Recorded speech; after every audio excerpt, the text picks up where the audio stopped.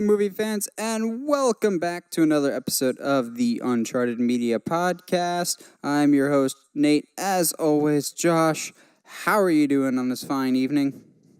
I'm chilling like a villain, man. It's been a interesting week so far, but we're halfway done. Halfway done, man. Yeah. So We're it is what it is.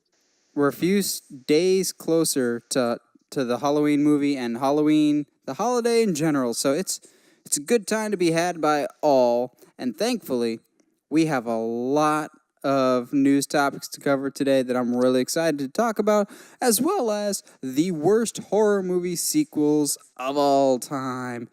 Yeah, it's fun to talk about the good stuff, but it's even more fun to talk about the crap of the horror universe. And yes, I went agree. full Irish there for crap, and I don't know why, but I roll with it. I'm roll with it, man. We're talking about the crap. I mean, because really, like, you and I have a lot of history with terrible movie sequels, or just terrible movies in general. And so, like, you and I have just, that's been our thing, is just talking about crappy movies. Yep, crappy. But we have some not crappy news to start off with. Hypothetically, if this actually is to be believed to be true, and that is the whole Fox Disney merger acquisition thingy, whatever you want to call it, is set to be signed on the dotted line and finalized a whole heck of a lot sooner than we first anticipated. Now the estimated date of completion is January 1st, 2019, which my mind immediately goes to, that's a few months before Avengers 4 comes out, so they have time to squeeze some things in. Josh, what did you think when you first heard that news? Silver Surfer. No, but like, I mean, I think it's the smart move for Fox. I mean, because it's not like they're doing anything successful with it. If they held those properties, it would just be out of spite, and really, like, there's no point in paying for properties you're not using. So, I mean, it makes sense to give it to Disney, and it makes sense for Disney to want to, actually work to acquire them. Story-wise, yeah, no, that's what you need. You need all those characters, because otherwise, where do you go after Thanos? Especially with Captain Marvel as your lead. Exactly. I actually think that we're going to get like the Fantastic Four and other side characters before we get the X-Men, because if this whole January deal goes through, then that's both Dark Phoenix and New Mutants that has to come out at some point before that actually comes out after this deal goes through, and that kind of leaves those two movies out to dry, more so than they already are. I kind of feel like Fox is almost embarrassed of New Mutants because they keep pushing it back further and further and barely talk about it at all. And then Dark Phoenix, that's a whole other issue to discuss at a later day. But like, New Mutants seems like it could be like a lot of fun, but I don't know. Yeah, we don't hear much about it, and I think I wouldn't be surprised, and I've still kind of been thinking of this for a while, that it could secretly get scrapped and not actually get released, but I don't know. I think X-Men as a whole, it sounds great, but don't expect them anytime soon. That being said, Fantastic Four, Namor, Doctor Doom, Galactus, Silver Surfer, those type of characters, I fully expect to see them in this universe sooner rather than later, especially Kevin Feige is just licking his chops, expecting to be able to play with these characters sometime soon, and now it seems like sooner than we originally expected. Oh, absolutely. How awesome would it be, I just spitballing here, so they defeat Thanos, and then somehow Doctor Doom gets in possession of the glove?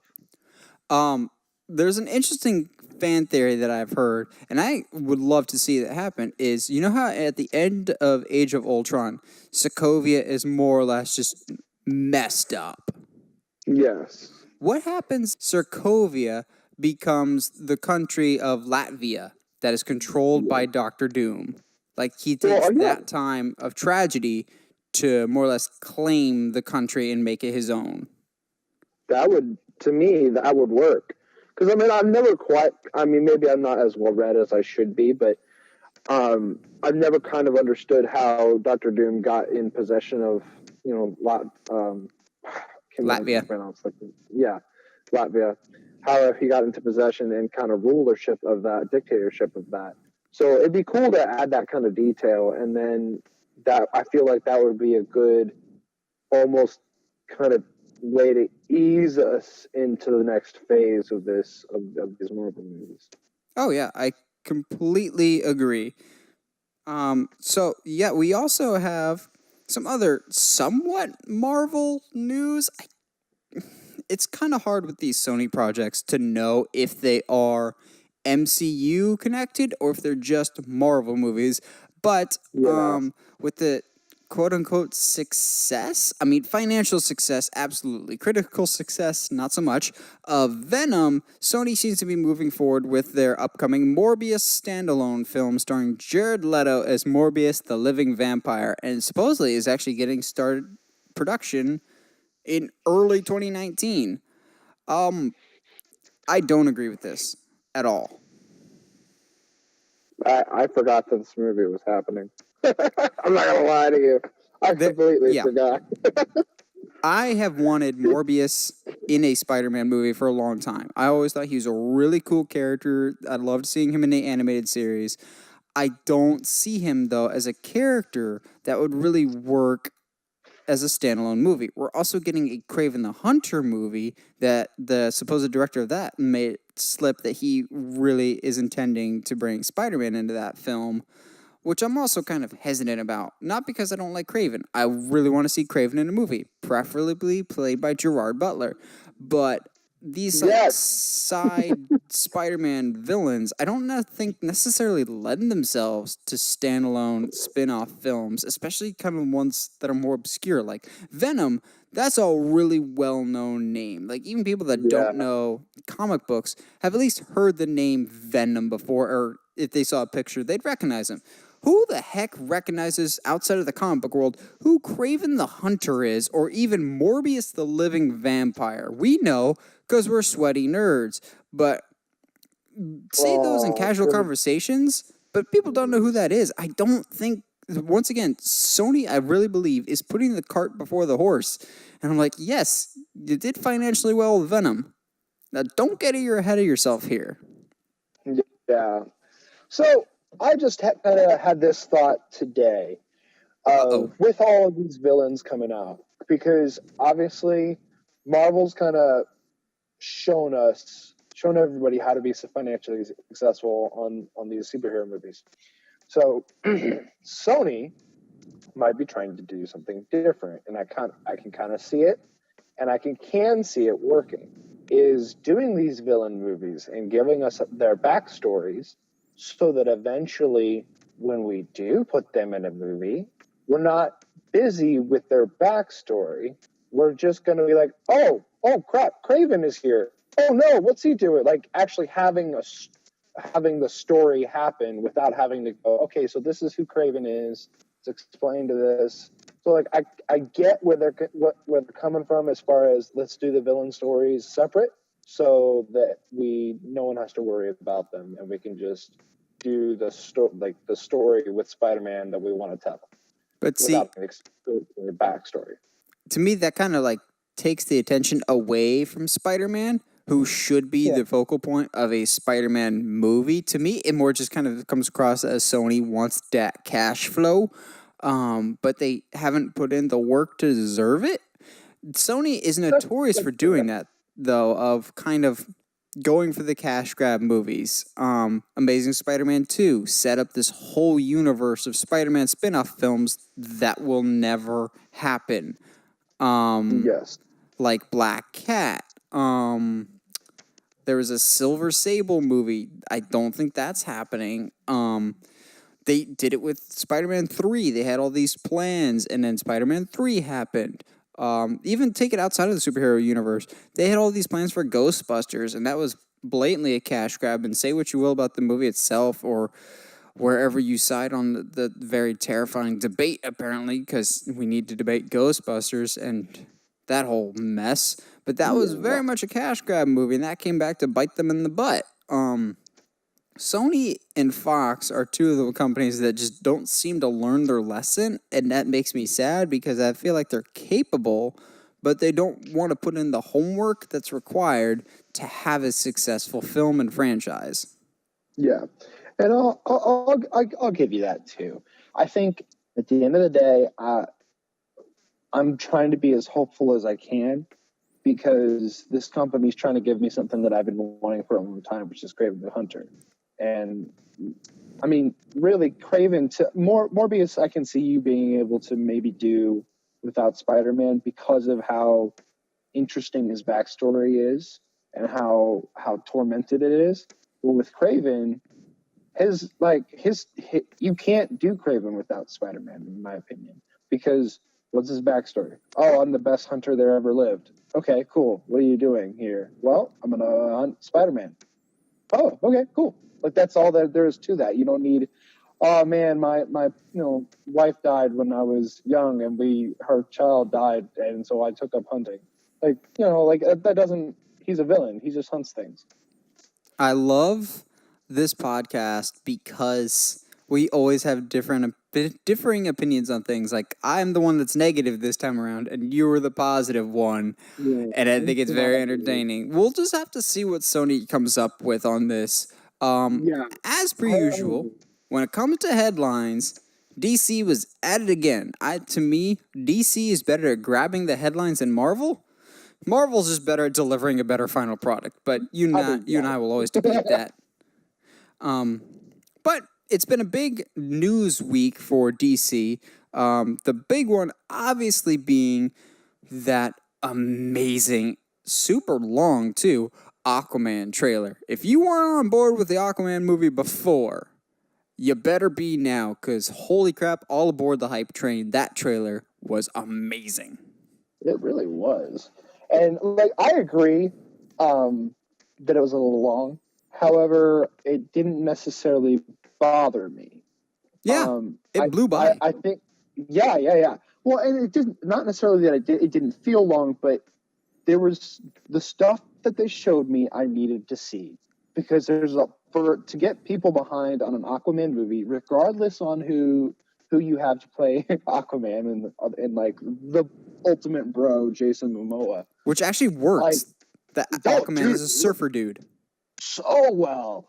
Like just the way that Mira and his chemistry works was so perfect. But just that the rooftop scene specifically, Yeah, I needed to see that kind of camera work I think because the I'm down reason. with James Wan. I'm down with James Wan directing this. I've been said that since the beginning. Oh yeah, But I think this, to me at least, trailer wise, I am seeing more camera angles, more like just depth of character already from the trailer than I have probably since Man of Steel. what I liked about the trailer was it is like 5.5, almost 6 minutes long. Yet we don't actually get that much spoiled for us. It's more or less like No. two clips mixed with some Yes. trailer footage. You had the clip of Mara and Arthur, more or less getting the um, hologram of, hey, this is the thing you're going to be hunting for, which I love the fact that this seems to be like an old school treasure hunt movie. That's not the direction I would have gone with, but I am always one to say we need more treasure hunt movies, and I'm so glad we're getting one mixed with an Aquaman movie. It seemed to be that clip mixed with that whole action rooftop scene, mixed with just some trailer footage in between. But I loved the designs that we're getting for this. We haven't seen it yet in a trailer. We've seen some photos. I don't know if you've seen them yet of Patrick Wilson in the full Ocean Master suit. Let's just say he does wear the mask. I don't know for how much, but I have seen pictures of him with the mask, and even that is adapted loyally to the screen. I love all the costumes and designs, but holy crap, the standout moment by far of that trailer was what could be greater than a king, a hero, and he comes out in the freaking gold and green. Hashtag that is my Aquaman right there. Like, and okay, so then the question though, the only question the like negative question that I came away with from this is where's this placed as opposed to Justice League? Because I'm assuming takes place before Justice League. After. It does. Okay. Well, then it explains why the coolest suit I think I've ever seen isn't in Justice League, because that's the moment. I mean, it's a cheesy line, but like it's the good kind of cheese, and just the way he right there with the suit, with the trident and a giant wave in the background, like that's all I needed. I'm sold. Let's go. So I've thought this for a while, and this trailer more or less actually kind of confirms it to me that this Aquaman movie is literally just going to be the first Thor movie. So track with me. You have a brother in Aquaman / Thor fighting his evil half brother Loki / Orm, getting a fancy schmancy suit at the end of the movie, and having to fight his family for rulership over a throne. Yeah. I mean, but they're both based on like mythology, so it's not that hard. Yeah, there's definitely going to be some differences, but I think if they follow the Thor formula and make it work, like I have no doubt this movie's going to work. From a visual standpoint, James Wan is a fantastic storyteller. He tells great stories in arguably the hardest genre to tell good stories in, which is horror to me. He makes fantastic horror stories, but he also makes good action movies too. I forget which one, but he has done at least one of the Fast and Furious movies and did fantastic action for that. So he knows how to shoot action. I'm so hyped for Aquaman.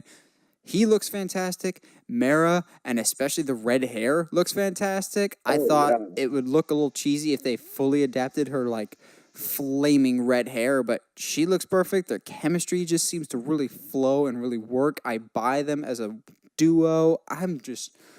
Whew. And Black Manta. I love me some Black Manta. And the fact that his suit is, like, almost fully adapted and it's just a perfect realization of the outfit along with Aquaman's. Just December, get here sooner. Although if you were smart, you'd move it to a later date so you don't get smushed by other movies that are coming out that exact same day and weekend. But that's just poor management skills. Yeah, no, I'm with you. But really, like, no complaints. I think everything looks really fantastic. I think one of the moments too that I really liked that you haven't brought up yet that I was worried about was Mira's magic. And like we only saw like a small little glimpse of it, but when she takes the sweat off of Arthur's forehead, and it changes color when it's being held by her, I thought it's really just the little touches that James has brought so far that I really really like. The only thing that took me out of the trailer, and granted it was momentary, but I had to do a weird double take, was seeing a really weird red-headed Dolph Lundgren, like a really bad red wig and beard on Dolph Lundgren going, that looks really, really weird, but okay, I guess I can roll with this. Apparently he's playing Mara's father, but we know how fathers-in-law end up in comic book movies, so he's probably going to die at some point in the movie. That makes sense. Yep. Aquaman's probably going to be awesome. Yeah. I mean, you got the ultimate bro in it. Like, people are going to go see this movie regardless, because Jason Momoa is in it. So, like, let's go, man. Like, might as well make the movie great. Farewell Aquaman jokes. Like, everyone shut up real quick after that first picture came out. Like, oh yeah. Okay. So, yeah, we could talk about this all day, but let's move on to Suicide Squad 2, which just when Aquaman was starting to get some hype, Suicide Squad comes along and goes, hold my beer, we got another big title, and that is James Wan is writing Suicide Squad 2 and more than likely directing. The directing thing has not been confirmed, but it more or less has been confirmed that he's writing Suicide Squad 2. However, he may not be coming alone. Batista wants to join him in Guardians 2. I'll say this. Batista is loyal as heck. Holy crap, this dude does not want to leave James Gunn's side. He is sticking with him through thick and thin. This is not the movie that I was pegging James Gunn to be attached to when he did jump ship to DC. I knew he was going to go to DC. It was only a matter of time. DC wants to snatch up anybody that more or less has any connection to Marvel, be like, hey, their loss is our gain. I thought James Gunn was going to do a Green Lantern movie. That being said, Suicide Squad fits real well. Josh, what do you make of that whole James Gunn is attached to Suicide Squad now? I'm not that surprised. Because really, if you think about it, Suicide Squad's just DC's version of Guardians. Yeah. Okay. So, I mean, it's the perfect fit, in my opinion.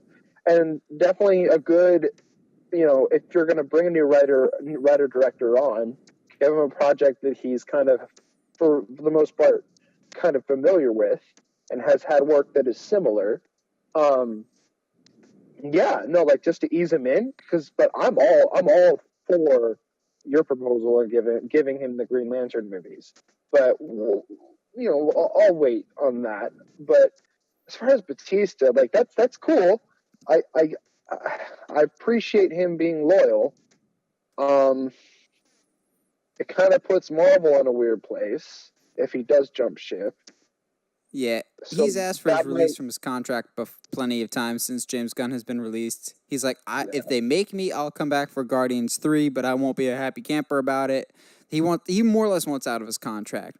What I'm not so much disappointed, because adding James Gunn to your movie is never a bad thing, is we talked about this a few weeks ago. Gavin O'Connor was supposed to be the director for Suicide Squad 2. He did Warrior, which made me super excited. I was like, yeah, he's a great director. That being said, if you're bringing in James Gunn, okay, I can live with that. But quick, before we move on to something else, if by some miracle Batista does join Suicide Squad 2, who would you cast him in the role of?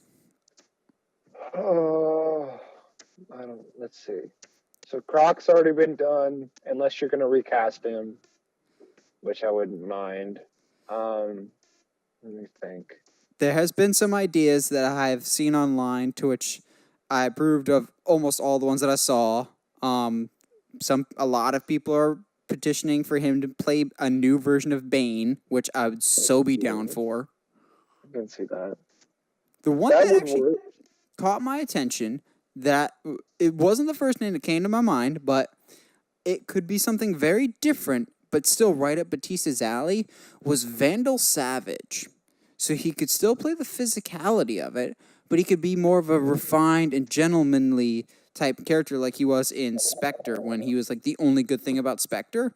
It wouldn't just be the brutish, to be fair, intellectual brute that is Bane. It'd be a very different character to be Vandal Savage. It's not the name I originally would have picked for him, but I'd be very curious to see Batista as a Vandal Savage type character, which, for those who don't know who Vandal Savage is more or less this caveman that is immortal and has made himself one of the wealthiest people in history, that more or less took on different aliases as various conquerors through history, and he's like a big antagonist to the Justice League. I don't know about the Vandal Savage one, only because first of all, I haven't seen Spectre, so I don't have that right, in my opinion here. But I think if I want someone playing Vandal Savage, I need someone who's very articulate, and not to say that Batista isn't, but I think there might be better people for the job. I don't know, man. It requires a lot of thought. I'm sure if we came back this time next week and thought about it, we could come back with something. I think he's too intelligent for Solomon Grundy. Have him play. Dude. I have an idea. So I've given up on Idris Elba as this character, because Idris Elba, I think, doesn't want to play comic book roles anymore. But what about Batista as Jon Stewart?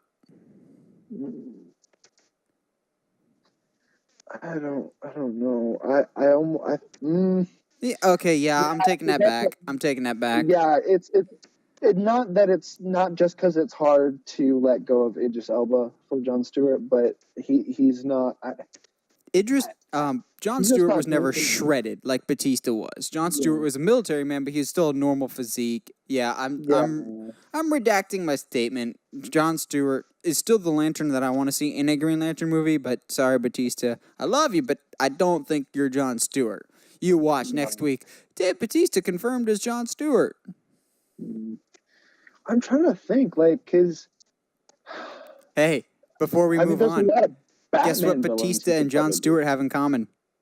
What? They've both beaten John Cena. I hate you. Yep. Oh my goodness. But I mean, I'm sure there's plenty of roles. Um, ooh, oh, what about Lobo?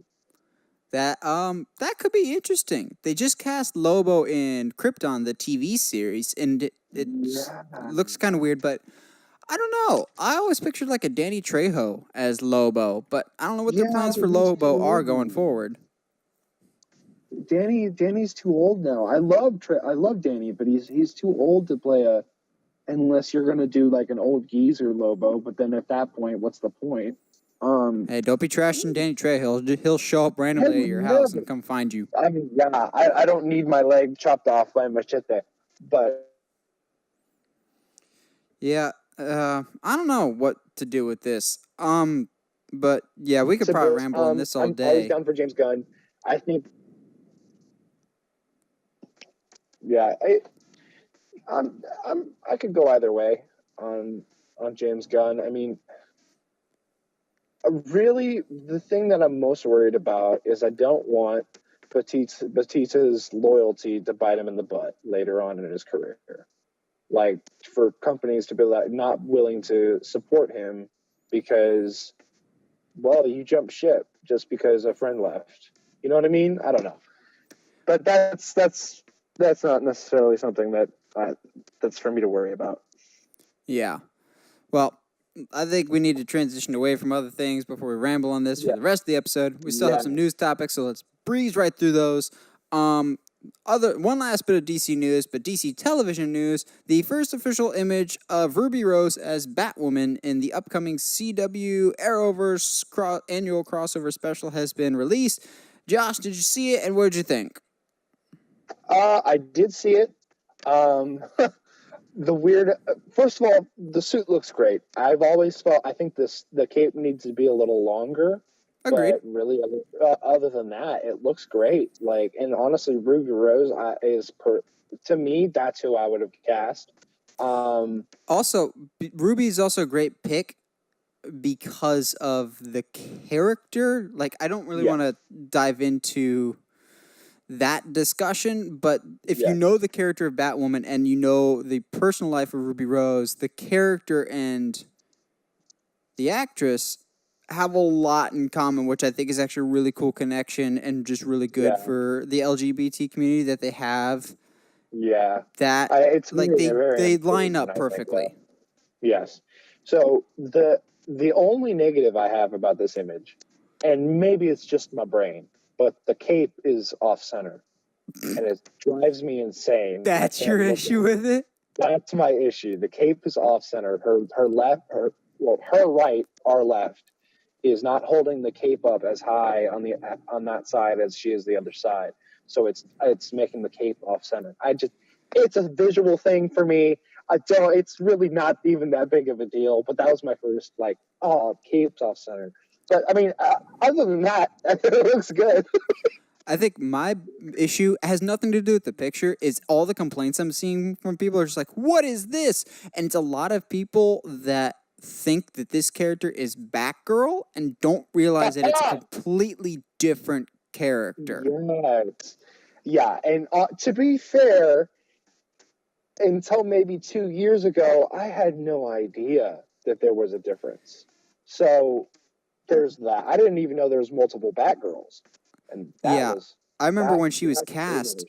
people were all up in arms of like, you can't have her play that role because of this, that, and the other thing. It's just like, well, you're thinking of the character of Batgirl, not Yes. Batwoman, who are completely different characters. One of them is Barbara Gordon, who has had this long and storied history, and then the other one is, I believe her name is Cassandra Cain, and she has a Yeah. completely different story, yet still fascinating and very relevant to a modern audience. That being said, I still will not be watching this. I gave up on Arrow and Flash a long time ago. Um, Fair.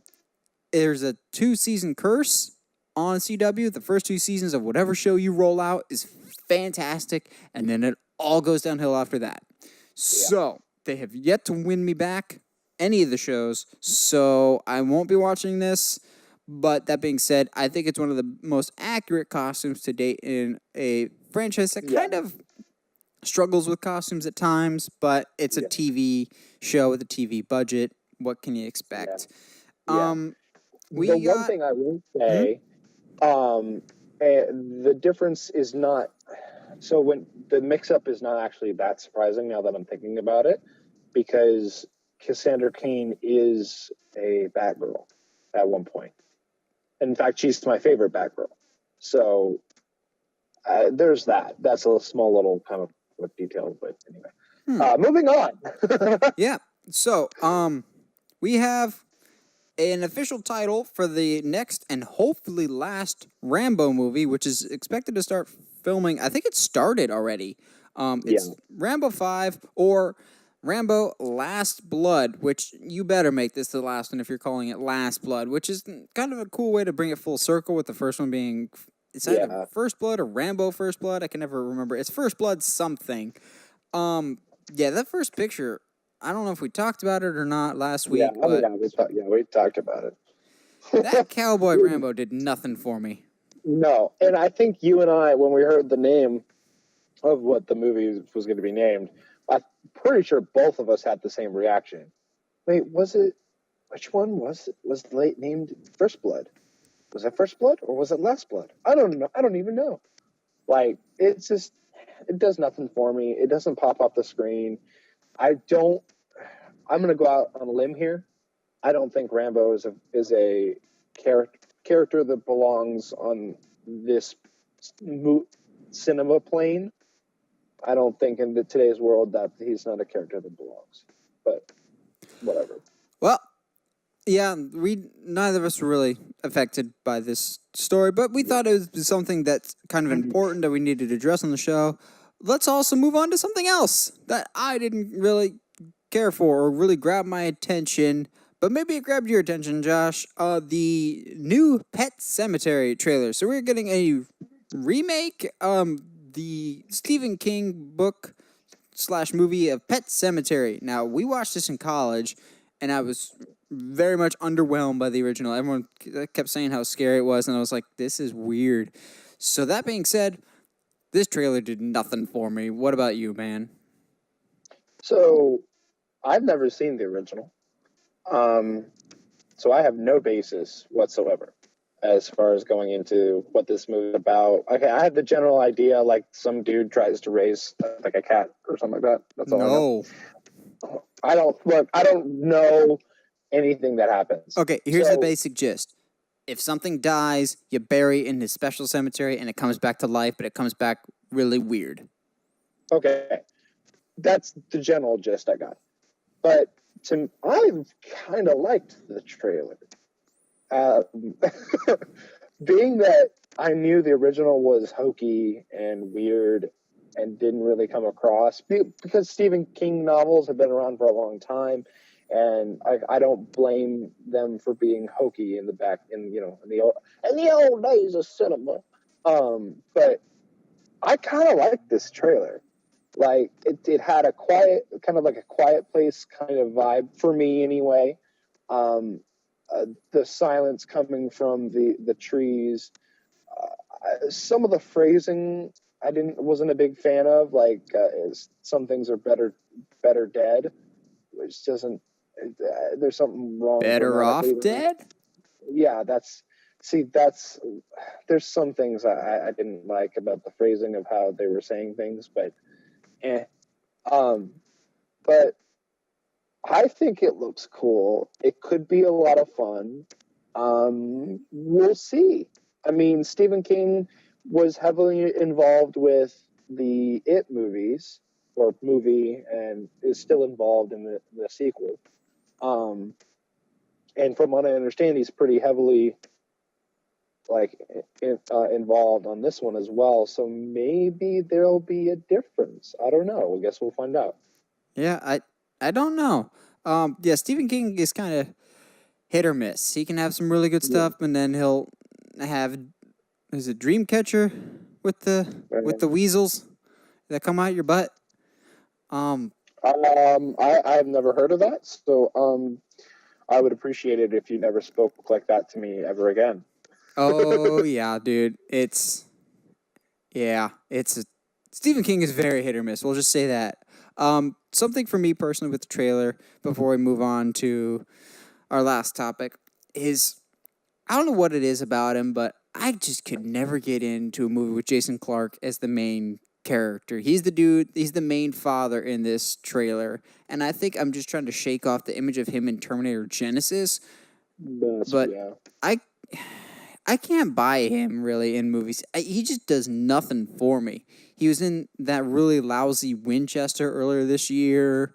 Um like I said, he was in Terminator. He just something about him is always bland to me. And yeah, that comes across in this trailer to me. Maybe that's kind of a big factor. I don't know. yeah. No, I can see that. And is it? It's not Kelsey Grammer. It's what's John his Lithgow. name? Yes, I've always been a fan of him. So always been a fan, but I can't remember his name, obviously. But That's why I'm here. most things, yeah, exactly. Most things that he's in, I've enjoyed. So I mean, Shrek. yeah. Hey, don't you dare talk crap about Shrek. I love the first one. Oh man. Shrek is love. Anyway, Shrek is life. nobody ever searched that on YouTube if it's still there. Is it Oh still Lord, there? I I don't know if the dark side of YouTube is still there with all the changes, It'll but always be there. I don't want to go look. Fair enough. But I mean, I'm he's kind of what sold me on this because it was nice to see him doing like a dramatic role as opposed to just this bumbling idiot that he plays a good amount of times. That's fair. I can. Yeah. Yeah, that makes sense.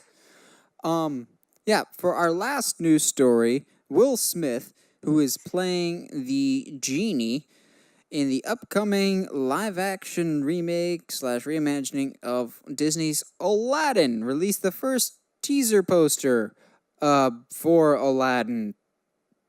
This did even less for me than Pet Cemetery. This is Yeah. one of those Disney live-action ones that I do not care for at all. And I don't know if it's Will Smith as Genie or just the fact that I don't think Aladdin needs to be remade in general. I don't know what it is necessarily, but I just cannot get excited for Aladdin for the life of me. What are you thinking about it, Josh? So the only poster I saw was the one of the lamp. Correct? Yeah, that's it. Was that the okay? That's it. All right, cool. So there wasn't really that to me that doesn't really do much at all. It doesn't. It's not really a promo pic. It's just like, oh, okay, yeah, Aladdin, and there's a lamp. Cool.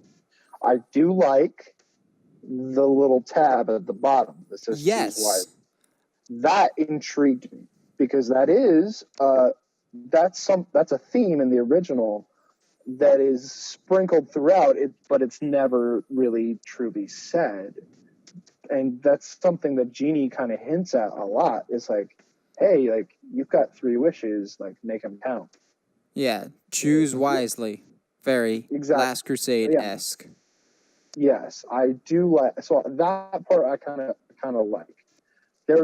I stumbled across, and I'm pretty sure it was a fake images and stuff like that, but apparently there was somebody who tried to leak the first look back in May, which doesn't make sense to me, and I don't think that works at all. But some of the stuff I saw on there actually was pretty interesting. So I'll just wait. I think the first look's supposed to come tomorrow or by the end of the week or one of the two. So I'm I'm down. Yeah, I'd imagine a trailer soon. Yeah, I would too, especially just of such a bland poster that you're going to give us. I'm down. Uh, to me, after Jungle Book and Beauty and the Beast, Disney has my faith right now. Uh, we'll see how everything rolls with Mulan, and kind of go from there. Because right now they've got it. They've got this remake thing down. Because really, Jungle Book didn't need to be remade either. Because if you really think about it, there's way too many examples of that movie. But they did it, and they knocked it out of the park. And with Lion King on the horizon as well, like if you can do Lion King and knock that out of the park, bro. Like, so right now, I'm gonna say, no matter how I feel if a movie should be remade or not, I think they have my faith, and because right now that I have no reason to not trust them with these live action remakes. Fair enough. Yeah, I definitely disagree, but that's something that we'll probably discuss further in detail once we get closer to the actual release of Aladdin, or even after a first trailer. We'll go more into detail about the Disney remakes and stuff like that. But for now, I'm because I'm indifferent to it. I don't care either way. It's gonna be an uphill battle either way to win me over, and I don't know. Disney can do it, but I'm more excited for Mulan and Lion King and stuff like that. Yeah, which is fair. And honestly, like my opinion could change within the next few weeks because, excuse me, I believe we're getting a trailer for Mulan, any day, or Lion King any day now.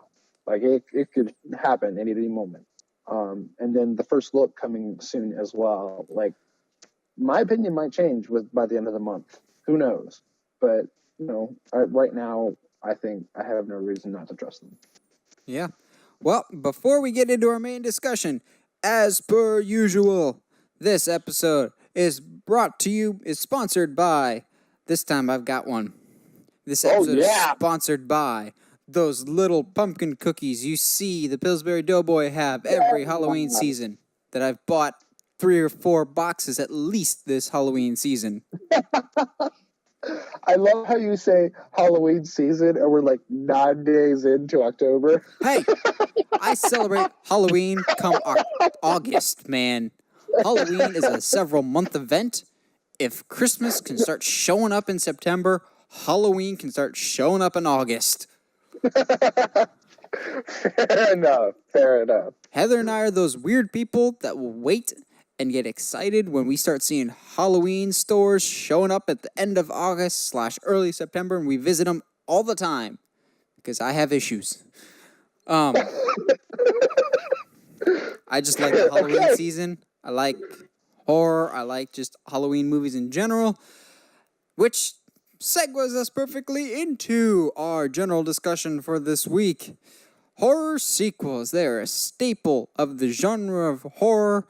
They're also a staple that they're probably gonna be bad and not nearly live up to the hype of the originals. So Josh, off the top of your head, give me a quick top 3 or top 5 of the worst horror / Halloween sequels that you have ever seen / experienced, because bad movies, as we know, are an experience and a half.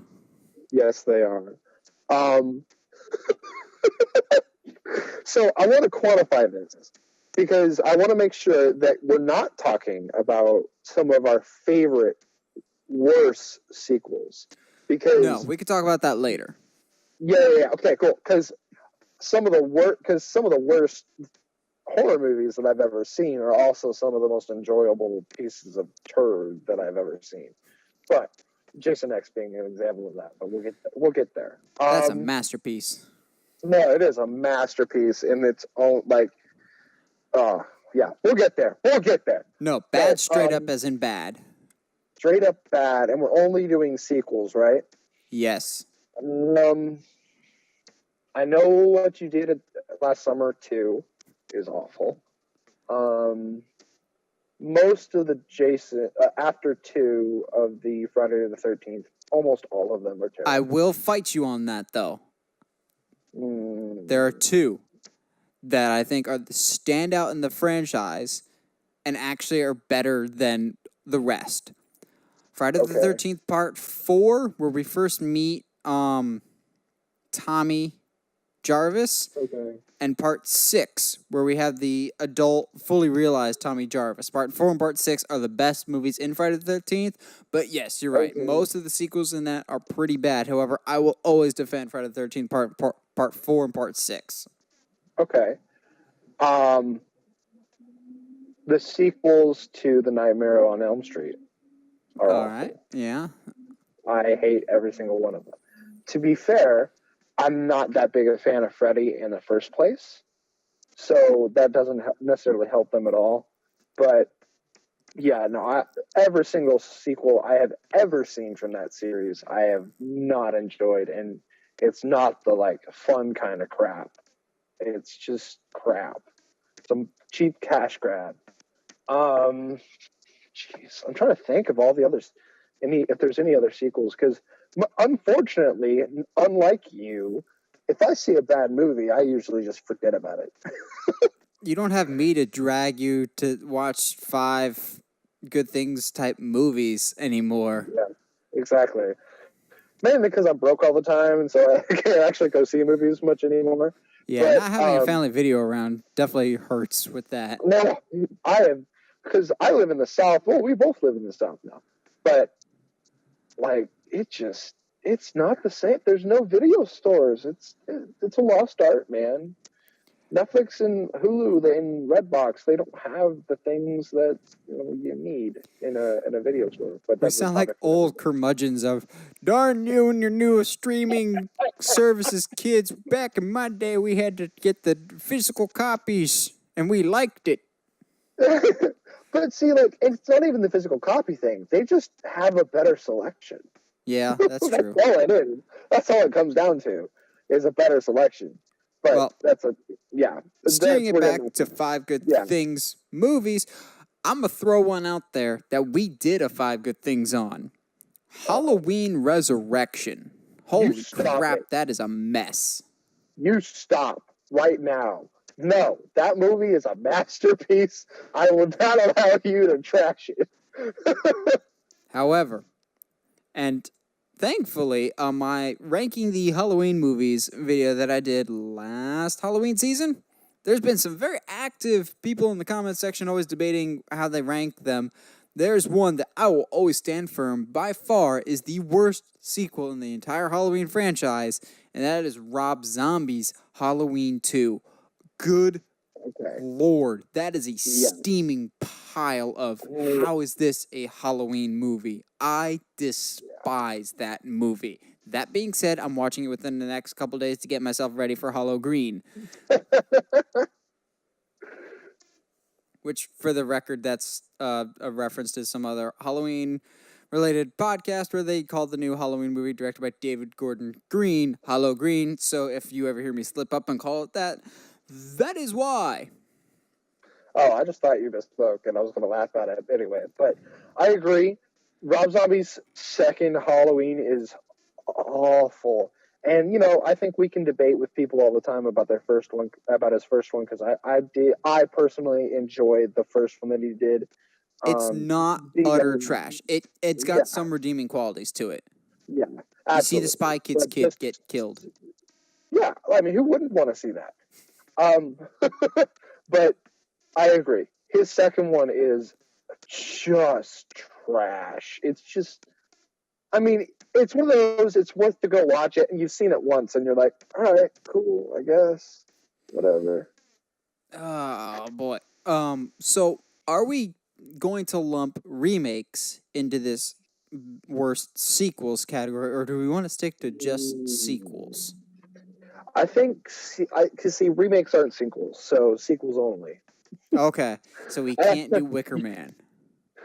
But that one's to me that's one of the ones it's so terrible that it's That is the enjoyable. room of bad horror movies. It like just jumps the fence in terms of good versus bad, and just jumps right back into you are so awful, you become good again.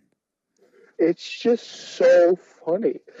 Like scenes that shouldn't be funny are absolutely hilarious. Like when he's in a bear suit because he snuck into the ceremony And and he he punches the punches a crap out of woman. a girl. It's what is going on in this movie? Oh, But that's good stuff. since we can't talk about Wicker Man, we could talk about that all day. And maybe, if we're lucky, we'll have an entire Nicolas Cage podcast episode. I pray for that day to come. And Well, hey, little plug because we did do a 5 good things on Wicker Man, didn't we? we actually had a whole Nicolas Cage month, didn't we? Yes, we did. It was the best month I've ever experienced. It was it was a long and arduous journey. Man, I'm trying to think because there has to be because horror is just always known for bad spin. Oh, upon recent memory, a lot of the more recent paranormal activities, I would absolutely say, fall into this category. Oh yeah, absolutely. Was it the To be fair, Ghost I Dimension? think Is the most yeah, recent one?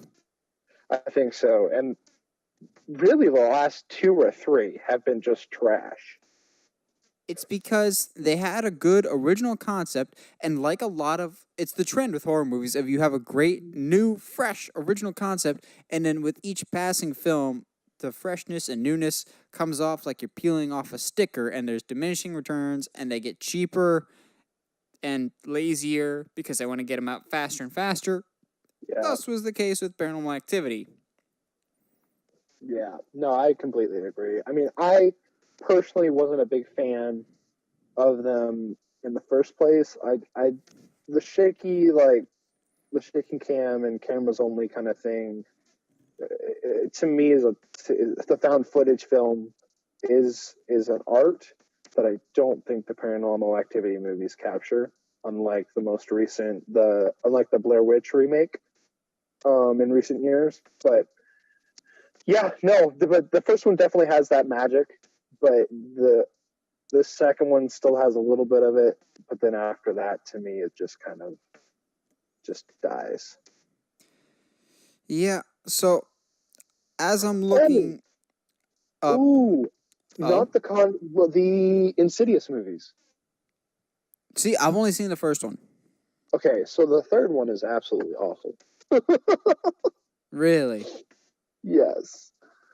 If I'm see, okay, my issue is I mix The Conjuring and the Insidious movies up all the time for Yeah, obvious reasons. those always feel very similar in universe to me. Yeah, except one of them is very, very good and the other is not. Well, Conjuring's starting to get a little hit or miss. I mean, I agree. Oh yeah. Was it The Last Key? Was the most recent one? Yes. Yeah, that was awful. Absolutely awful. To me, no redeeming qualities. And then I would say The Nun was just it wasn't so much bad, it was just really, really lazy and Yeah. forgettable. Well, and it's funny too, though, because horror is also, if we're talking about cliches to the genre, it's also the genre that's known for the sequels being better than the original. Because Ouija, the first one was trash, second one was awesome. Yeah. Annabelle, the Annabelle first and one was Annabelle trash, Creation. second one, I yeah, said it earlier. Friday second the was 13th, so part good. 6. I'll always say is better Yeah, than Friday the 13th. Or Jason Voorhees is known for the hockey mask. He didn't get yeah, that till part 3. yeah. It's really interesting because it's sometimes in this genre that it's the sequels that really might stick more in your brain and like become, because the first one is like, oh wow, that was interesting, I guess, or oh, that was a piece of trash, and then why are you guys making a sequel to that? And then the sequel blows everyone away. So I don't know, man, because the second Ouija was really good, and it really caught me off guard because I was not ready to be in a good movie. Yeah, it can be pretty hit or miss with horror sequels. Of a lot of times, sequels will try and add to lore or whatever. Yeah. But sometimes it pays off. Case in point, Halloween 2 introduced the Laurie and Michael being brother and sister thing that's being scrapped for this new movie, which I'm not actually opposed to. It's a very divisive subject as to whether or not Michael should have been Laurie's brother this whole time, but Yeah. that's something that got added. That unfortunately is a good. Unfortunately was a good movie sequel, but I can think of another one that was a bad sequel. Uh-oh. You mentioned it earlier with Blair Witch. Blair Witch 2, Book of Shadows. I didn't even know that that was a thing. So, Josh, what made Blair Witch the original so special? Well, I mean, I'm not a big fan of it, but I mean, the found footage aspect of it and the creepiness that the witch was actually there, but you could never see her. You Yep. know, like, and you slowly saw the possession of the people, and you could never tell if it was the witch's magic driving them mad, or if they themselves were doing it to them. Yep. So, how do you ruin that in the sequel? You don't make it a found footage, you just slap a whole bunch of random actors in it, and you just have forgettable bad characters. You don't make it a found footage, you just make it a regular movie. You call it Book of Shadows, even though there's nothing even remotely interesting or related to any Book of Shadows at all, and has nothing to do with the original movie. Yeah, no, that's exactly how you would ruin it. And I, like a dude rooting for a bad sports team, I would be remiss if I didn't talk about half, unfortunately, of the Halloween sequels. I will always Yeah. defend 3, Season of the Witch, as extremely underrated because people always bash on it because it doesn't have Michael Myers in it. However, I cannot defend Halloween 5, The Revenge of Michael Myers, Yeah. but I especially cannot defend Halloween 6, The Curse of Michael Myers, starring Paul Yeah. Stephen Rudd, originally titled Halloween 666. Oh boy. Donald Pleasance really deserved better for a final film. This movie is, this movie gives me aneurysms. Which is so weird because, like, it's really interesting about Halloween because some of the sequels in the Halloween series are so good, or they're like just on that H2O. borderline. Yeah, or like on that borderline of like '90s trash, but like still really enjoyable. So like it's just, but then you get just awful movies. What was it? Can we lump Aliens 3 into this? Yeah, or even Aliens 4, or Oh, definitely. Aliens versus Predator Requiem. Yes. Yeah, there. Cause some people would say that those are more sci-fi than horror. I've But always I lumped will them always say that in. it is more horror because the first one, Alien, is definitely a horror movie. Yeah, it's a creature film. Yeah, creature is a subgenre of horror, like slasher, psychological creature. It's Yes. definitely still a horror. The original one, at Yeah. least, was a horror movie before it got turned into an Yeah. action movie for Aliens, and then it all went downhill from there. Yeah. Aliens is still good though. Oh yeah, The first two are fantastic, but then it just dies a miserable death in 3 and 4. yeah. Oh boy, it's all. But I still would much rather watch those than Alien versus Predator Requiem. Oh boy. It's so bad. Like the idea behind AVP is smart and it's kind of cool, but at the same time, it doesn't make sense if you look at the actual lore of both Well, characters. Alien vs. Predator was never canon. They made that Yeah. clear. I actually don't mind the first Alien vs. Predator. I think it's a lot Oh, of yeah, fun. It could have been better served if it was R. That being said, they made the best use of PG-13, and there are a lot of good moments in it. It's not perfect, but it's a lot of blind fun. Requiem is a dumpster fire. yeah. Excuse me. Yeah, no, I agree. Requiem is just. It's really fun to sit here and like because part of thinking about the worst sequels involves we got to think about the good movies, and first, obviously. So like Poltergeist 2 is really bad. Oh, see, when I was doing research for this, Poltergeist came up, but it wasn't Poltergeist 2. It was Oh, Poltergeist 3. oh stop. Hey, we haven't Oh even addressed the Psycho sequels. no. Or the All American Psycho 2. Oh, with Mila Kunis? Yes. Yeah, so for those the uninitiated, the people that have happy lives because they don't know these movies exist, you know the classic film with Norman Bates, Psycho. Well, they made 3 more of those things, all starring the original actor of Anthony Perkins. Yeah, he was in all 4 of these, and they more or less like I think tried to retcon it that his sister that we didn't know about is actually the evil murderous one.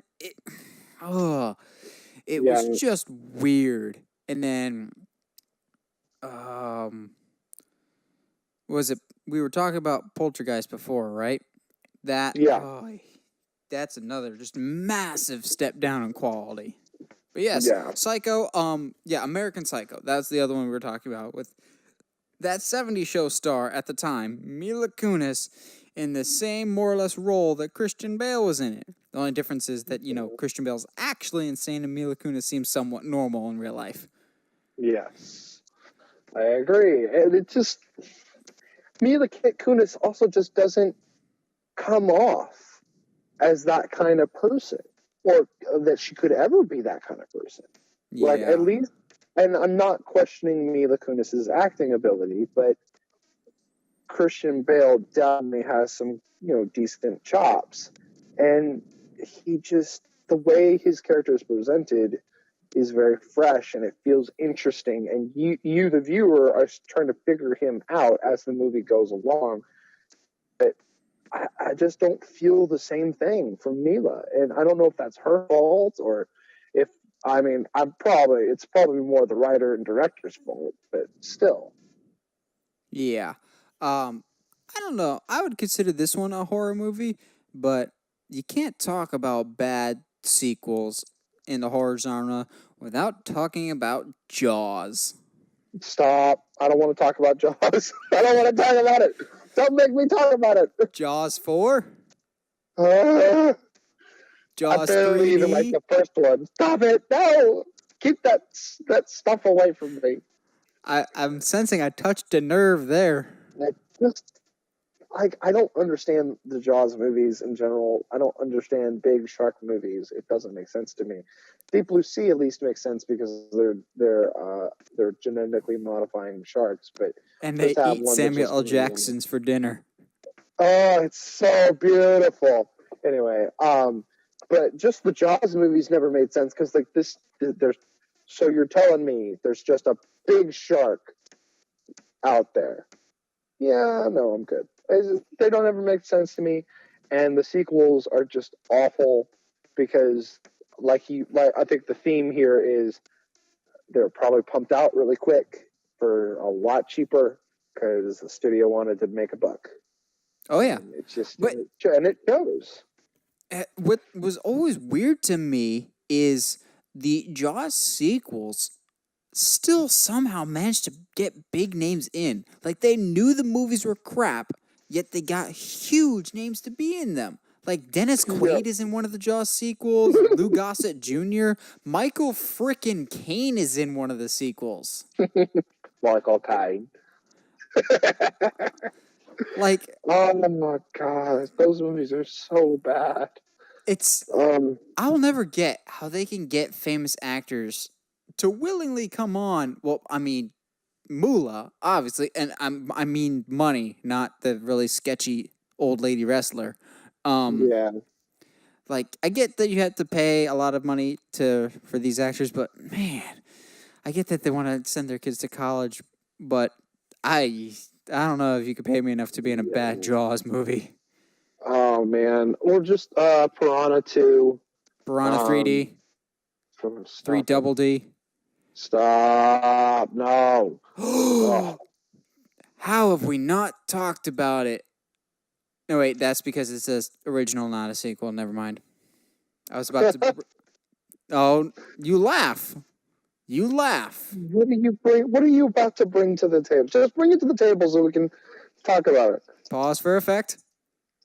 Uh, Uwe Bowl. stop. So, I'm trying to think if he has made sequels, the Blood Rain sequels. So, Uwe Boll is the king of bad horror movies, and he has made some real bad sequels. So, essentially, you and your buddies could pick up a camera right now, having never seen or made a horror movie, and make a better horror movie than Uwe Boll makes. He is the king of bad movies, and he has made some terrible sequels. I don't. Yeah, Did we ever do a 5 good things on Uwe Boll? I don't think we did. It's Oh okay. boy, that's a missed opportunity right there. Well, and to be fair, I think Five Good Things was also meant to be a lot of fun, not torturous. Oh, you mean you didn't want to watch In the Name of the King? Or I House of the hate you. Dead? Or Blood Rain? Stop. Yeah, like Oh, Michael Bay's Christopher Nolan compared to Uwe Boll. it's just House of the Dead is so bad, and it's just.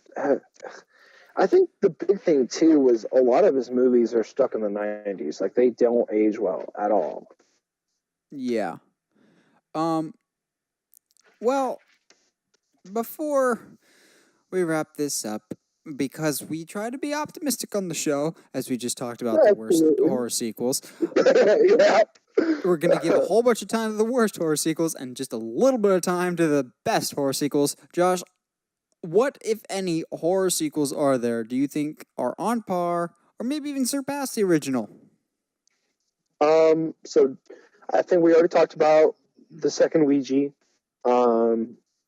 Annabelle 2, and I think Conjuring 2 is leagues better than the first one. Really? Because I quite enjoy the first one. I do too, but I think the second one does things that the first one doesn't. Where I think the first one, while it is good, it's still there's certain things that it does that feel very much like, oh yeah, we're in a paranormal movie. Okay, so that's gotta happen. Okay, cool. I mean, It did feel fresh, but there was still some tropes in it that were like, okay, sure, that makes sense. This is the kind of movie we're in. Whereas in the second one, I felt it took a real story and just exaggerated it, and it was awesome. I'm trying to think. We talked about it briefly. Halloween has, for all of its bad sequels, to me, Halloween bats about 500. They're they're literally 50-50 chance of whether you're going to get a good Halloween movie or not. They have quite a few good sequels. Friday the 13th, there's a lot of bad sequels, but there are a couple good ones. Part 3, where we first get the hockey mask, that's a lot of fun. 4 and 6, I talked earlier about how they're the standouts in the series, and I think they easily surpass the first 3 films, the first 2 especially. Also, going back to Uwe Boll in a positive manner, primarily because he had no involvement whatsoever. I still have yet to see this, but apparently the second House of the Dead film is actually really good. There's a second one? Yeah. They got it's completely detached and separate from the first film. Like nothing is the same. Bro, how have we not talked about Saw? Oh. That's got plenty of crappy ones in there. Yeah, but some plenty good ones too. Yeah. The first one. The first one's good. I like the second one, and actually this most recent one was Jigsaw? really good as well. Yes. How have we not even talked about what is going on? Okay, anyway. Second, yeah. Okay, so apparently you and I need to get a hold of a copy of House of the Dead 2. But Saw 2, I enjoy. Jigsaw is good. Sticking to this genre real quick. The Collector. The first one's good. The second one is way better. Hmm. Well, okay, I'm gonna take the way back. It's good. It's just as good. Um, Jeez, yeah, no, I'm with you. It's It's yeah, one that I have not seen, primarily because it's hard to get a hold of. But typically in best horror sequels, there always comes up at some point The Exorcist Part 3. Part 2 was bad. Part 3 supposedly is actually really good. Not nearly as good as the first, but it's actually quite good and very much overlooked for the series. some of these sequels you're saying I didn't even know existed.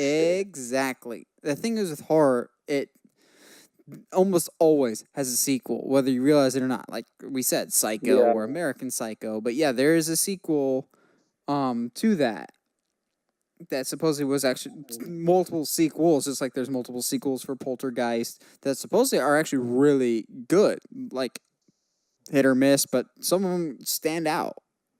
huh. Well, I think that's kind of the theme for this podcast for us then, because no matter how bad one sequel is, and this is just staple of horror genre, no matter how bad your first movie is or how bad your second movie is, your third one can still be a home run. Yeah. Oh, case in point, The Purge. To me, the Yes. first one is the weakest, and it Yeah. got better and better. That being said, the newest Purge, the first Purge, I didn't think was as strong as some others, but it was a franchise that actually kept peaking and peaking and actually got better and better with each passing film, and actually almost like learned from its previous mistakes to make sequels better, which I appreciate Yeah. when films do that. I agree. And I think the cool thing too was they realized they had a different world on their hands. And so instead of just being like, we're going to just throw some political jargon in there and hope y'all buy into it, they legitimately were like, no, like this is an issue. And this is the purge might seem like a good idea, but like these are the, economic, effects of it. And it's just, uh, Yeah, it, the I first think it got one way better with time, and it was awesome. Yeah, the first one like kept patting itself on the back of the purge works, the purge works. It just works because it works. But then they almost like kind of heard the feedback of no, that's a stupid idea. So that in the sequels, everyone's just like, no, the purge actually doesn't work unless you're super super wealthy and you're trying to kill all the rest of us minor people off.